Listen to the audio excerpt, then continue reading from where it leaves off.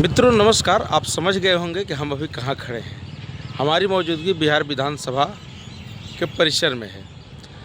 ये बिहार विधानसभा जो परिसर है इन दिनों काफ़ी चर्चा में है, और वो चर्चा किसी और को लेकर के नहीं, केवल और केवल नीतीश जी को लेकर के। यानी बिहार के माननीय मुख्यमंत्री हंसते हंसते में क्या क्या कह जा रहे हैं या क्या क्या उनकी कारगुजारियाँ इन दिनों चल रही है, उसको लेकर के काफ़ी चर्चे में पूरा बिहार है।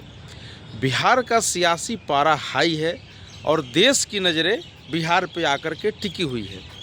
चूँकि बिहार में इसी साल नवंबर में बिहार विधानसभा का चुनाव होने वाला है, उसके पहले की ये सारी बिसातें बिछ रही हैं।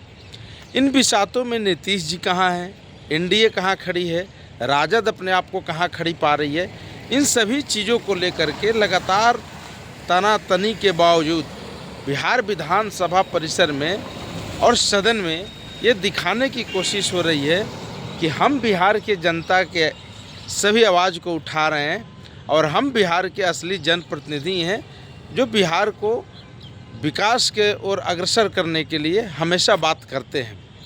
लेकिन हुआ क्या, उसका एक बानगी आपको इन दिनों विधानसभा में दिख रही है। कल सदन में माननीय मुख्यमंत्री जी हरा टी शर्ट देख करके राजद सदस्यों जो हरा टी शर्ट पहने थे उसको देख करके भड़क गए, और ऐसा वैसा नहीं भड़के, उनका गुस्सा सातवें आसमान पे था।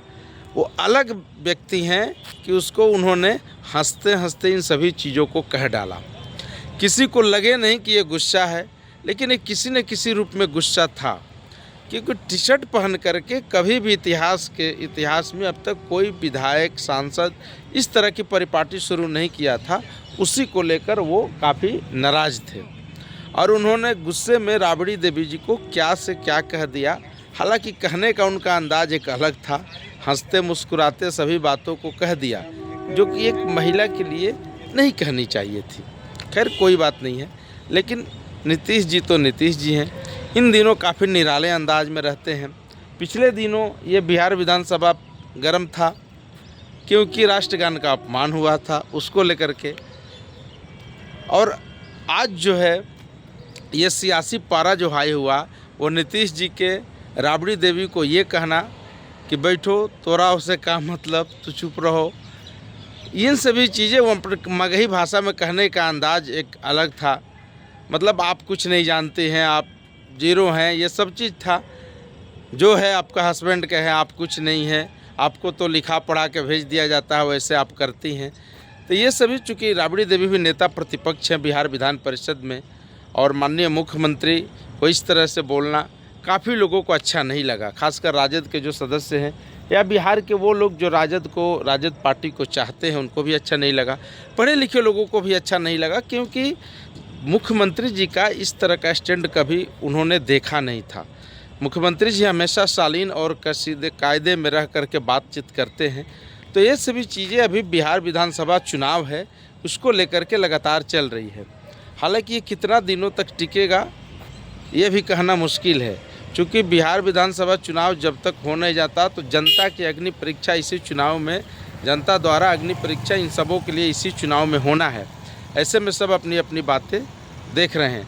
आज उसी को लेकर के जो भला बुरा कहा गया उसको लेकर के सदन में काफ़ी कहासुनी हुई। तेजस्वी यादव ने उसको काफ़ी मजबूती से उठाया। इसका कारण ये रहा कि सदन भी आज बंद हो गया और तेजस्वी यादव पूरे परिवार के साथ कोलकाता चले गए बेटी का बर्थडे को सेलिब्रेट करने के लिए।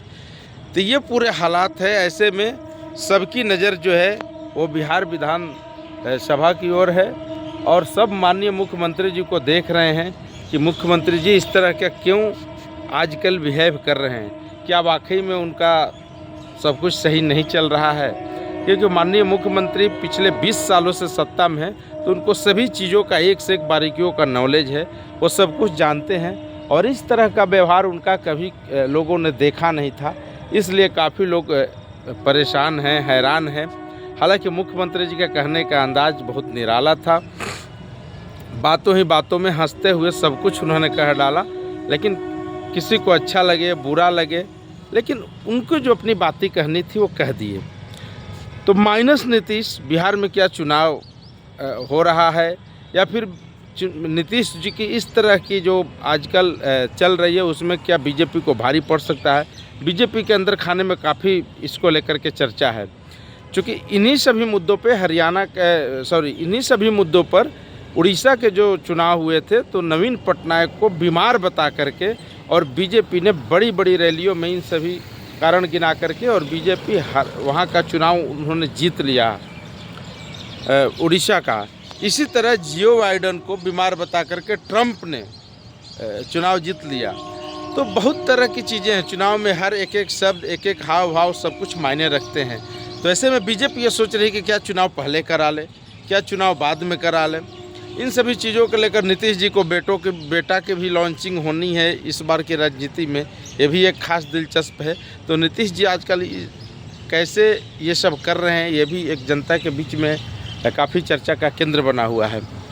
तो आप रिपोर्ट को देखिए, समझिए, आकलन कीजिए अपने अनुसार से। लेकिन जो भी हो रहा है बहुत ही एक सधा हुआ अंदाज में राजनीति चल रही है। राजनीति का आगे और पीछे दोनों तरफ सोच के राजनीतिज्ञ चलते हैं। तो देखिए चुनाव के समय आते आते तक नीतीश जी का क्या है, वाकई में क्या दिमाग में कुछ है या फिर इस तरह की चीज़ें वो कर रहे हैं, सब बिहार की जनता सोच रही है, देख रही है, समझ रही है। लेकिन एक तो बात तय है कि नीतीश जी को विकास पुरुष के मामले में अभी तो कोई जोड़ नहीं है, उन्होंने डेवलपमेंट बिहार को किया है। तो धन्यवाद, आप सोचते रहिए, विचार करते रहिए, समझते रहिए कि क्या है ये पूरा मसला। तब तक चुनाव का आनंद भी लीजिए, चुनाव भी आने वाला है और उसमें आपको तय करना है कि क्या यही सही है या फिर कोई और। धन्यवाद।